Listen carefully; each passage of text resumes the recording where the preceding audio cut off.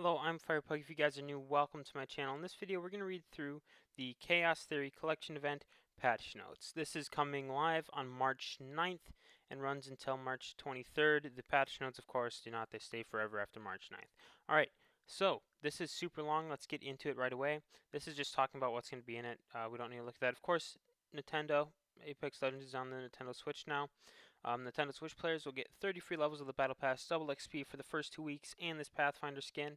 Most of you already knew that. Caustic Town Takeover. Here's a really good look at the Caustic Town Takeover. This is a good look inside. I'm just going to keep moving along here. It's going to be a long video. Ring Fury Escalation Takeover. Alright, so what this is as the ring will normally close, it looks like. The normal ring closing. And there will be these little rings here. And they will spawn randomly, move around, expand, and you have to stay out of them because they do damage when you're in these little rings.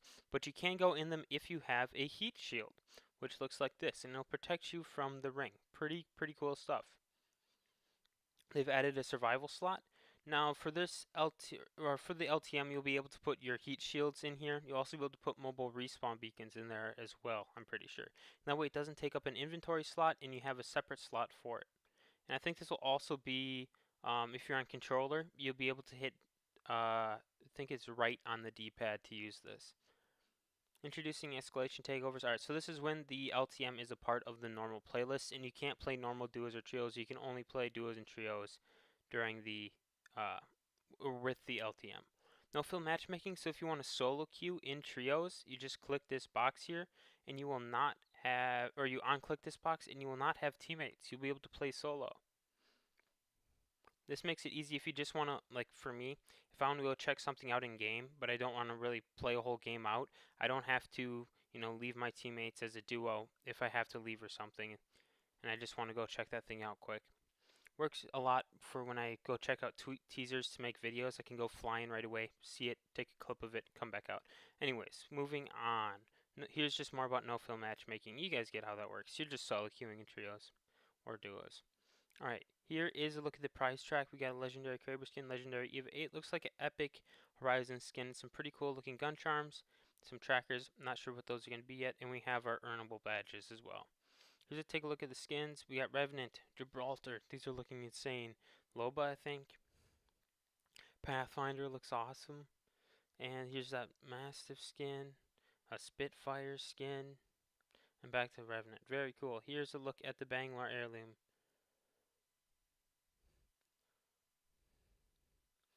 Whack him with that. You stab him with that. Oh, this is looking pretty cool. They did a good job with the animation. It's a little bit more animated than I thought it was going to be. Looks a little bit better than I thought it was going to be. Of course, this is always the same. You can pause and look at this if you want, but that never changes. Alright, so now to the big part, the Legend update. So first, we have a huge Caustic nerf. Nox Gas Grenade, cooldown increase from 2.5 minutes to 3.5 minutes. So Caustic's ultimate literally just gains 60 seconds on its cooldown. Now this is the biggest thing in the entire patch notes in my opinion. Noxic gas damage at a flat rate of 5 health per tick instead of going from 6 all the way to 12. This will take much longer to kill people. A huge nerf. I think is what Caustic deserved. Pathfinder. Pathfinder would no longer have low profile, and that is it for Pathfinder. I think this is good. I think this is the start of Pathfinder working his way back up the tier list. For Gibraltar, they removed the 15% fast heal inside the Dome of Protection. A small nerf for Gibraltar. I think it's enough. I think that's just what he needed. For Horizon, they increased the cooldown of her ultimate by a whole minute. Horizon was probably an S tier legend. A lot of people were saying she was better than Wraith, so this is probably a good nerf for her. Revenant, now Revenant they buffed actually. I'm not sure if Revenant needed a buff. Maybe this will be good though. Revenant Silence now disables Mirage's Cloak Relive and Octane's Swift Mend. So both of their passives. Watson, this is huge. Watson now has a passive shield regen at 0.5 HP per second on her shields, which is the same as Octane's current health regen. So you can imagine this being incredibly useful in game, especially when she has a pylon up. My personal opinion, I think they're trying to get Watson back in the Apex Pro scene and get Caustic out of it. Because a lot of people are complaining about Caustic and people are wishing Watson was back. You hear that all the time over on Twitter if you guys are following any of these Pro Apex Legends players. You hear that all the time, so I think that's what they're going for. Last part is a small Rampart buff. Amped cover will take 100 damage from a grenade instead of 200 is basically what they're saying. Normally if you throw a grenade at rampart and cover, you just blow it up, do the full 200 damage. Now it only does the full 100 damage. And Sheila would normally also take a full 175, but now only takes that 100. So a nice little buff to rampart. Alright, weapon updates. On all gold AR and LMGs, so like a golden 301 or a golden Spitfire, you now have a 2x. And thank God for that. Mastiff. Now this is an interesting Mastiff adjustment. They decreased the pellet damage from 13 to 11, which is quite a bit, but they slightly increased the fire rate. Interesting choice. Wingman will now have one more bullet per magazine size. So this is good. I like the Wingman buff. Won't be quite as much as Wingman used to be back in the day, but you know what? It's good. And Hemlock increased hip fire spread. So a little nerf to the Hemlock as well, making it hard to control. This is a pretty big thing. So Kings Canyon loot, they're trying to improve. They have wooden shacks across the map that should have a few more pieces of loot each and be a little higher quality. Alright, so they're adding more loot around the map. Spotted Lakes has been reduced to medium quality. Okay, in Crash Site, they redistributed the loot. Hopefully, it's going to be a little bit better, but higher quality than loot should be in the ship. Alright, so the loot around the ship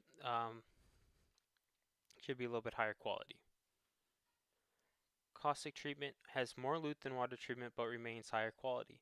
Alright, so this is good. I think that's a good thing for Kings Canyon, because I always seem to get worse loot on Kings Canyon, so I'm glad they made these changes. Locked weapon optic swapping for guns with fully locked attachment slots like fully kitted gold weapons. In most crate weapons, you can now remove the optic and replace it with a different sight. Oh, so that is awesome. So say you want to use a different sight than what's on it. Maybe you want to use a 1x8 shrug instead of a digi. You can go ahead and do that. They've also added assists to the HUD, so this will be just like in ranked, except you can also see it in pubs now, how many assists you have. And you'll also be able to see how many assists and knocks you have at your final match summary. Club names will appear on match summary and champion screen if all players are part of the same club. Items will no longer stick to crafting replicators when dropped from on the replicator. Alright, so that's good. So they won't get caught up on that little panel there, so it's hard to use. Now they just fall straight to the ground. Badge progress. I wish they would have done this earlier, but it shows you how many more you have to go to earn these multiple stage badges. I already have all these, so it doesn't matter for me, but I wish they would have added that earlier on. Pretty cool though. Or spawning on a dropship, you can now ping your own death box to help locate it easier. So as you're falling from the dropship, you can ping it and decide, okay, so that's where I need to go. Gold backpack. So this isn't really too much of an adjustment, but say you're about to go fight this, you can tell what armor that person on the ground has when being revived with the gold backpack. So you can be a little bit more prepared for what you're about to fight against. PC players can now get back to the title screen from the lobby to allow switching of data centers without restarting the game. Alright. Added numbers to advanced look controls. This should help people experiment and easily revert back to their favorite settings. When scanning a beacon for Ring 6, you should now be able to see the location where Ring 6 finishes. Oh, that's good. Inspect weapons. Since the survival slot took its button on controller, we only have so many buttons. Inspect weapon has been moved to the emote wheel by default. It can be bound to any key on PC. Not really a fan of that, but I guess I'll take it. Bug fixes. Gibraltar. Corrected issue with Gibraltar not getting hit registrations when Simon's releasing ADS and shooting while his gun shield was up. Wraith players can no longer cancel into the void by jumping at a wall. Oh, that was huge. New skydive emote will now work with legendary skins. Alright, that's good. Caustic bug was fixed. That was causing caustic Nox gas to flicker for some players affected by it. Yep, I've seen that one. Octane repeatedly using the jump pad will no longer disable double jumps. Okay. Players are no longer allowed to glide along a wall. Oh, that's sad. I've seen Monkey Sniper was doing that. Crypto's animation to bring out his drone is no longer skippable by throwing a holo spray. Crypto can no longer teleport to a replicate. I didn't know he could do that. Reloading the Mastiff in 3030 will no longer be faster while in Crypto's drone. Oh, I didn't know those things were out there. Fixed a few. Alright, so good. They fixed Loba's bracelet. Players no longer use Sheila to get under the world. Okay, good. Horizon, fixed gravity lift falling through the floor. Good. Using a zipline after a gravity lift will no longer increase accuracy. Oh, that's interesting. Fuse, Motherload will now do more damage and destroy jump pads. When under a small enclosure, players will no longer be able to be pushed out after using mother load. Players can no longer double their grenades after looting a few stuff bucks. I didn't know that last one was in there. Massive. Dropping and picking up the Mastiff will no longer cause it to be reloaded. Huh, I didn't know that was there either. 30-30 repeater dropping, pick up, okay, it's the same thing. 30-30 will now have a spread deviation when ADS firing and jumping. Okay, that's good, because the 30-30 has just seemed incredibly accurate, just when jumping around and stuff, so. And miscellaneous stuff, fix a bug preventing Steam users from sending friend requests to each other. Usernames now update when user swaps between Origin and Steam. Fix the bug preventing players from creating or joining clubs due to their EA account already being associated with another platform. So there it is. That is all the patch notes. Pretty long, a lot. About the same size as Season 7 in total. I'm very glad with the changes they've made. This is going to be looking like an amazing event and a super, super good patch. I'm very glad with all these changes. Really, there isn't one thing I don't like. This is all I want to share with you guys in this video. If you do have any questions, though, feel free to put those in the comments. Thank you guys for watching, and I'll see you guys later.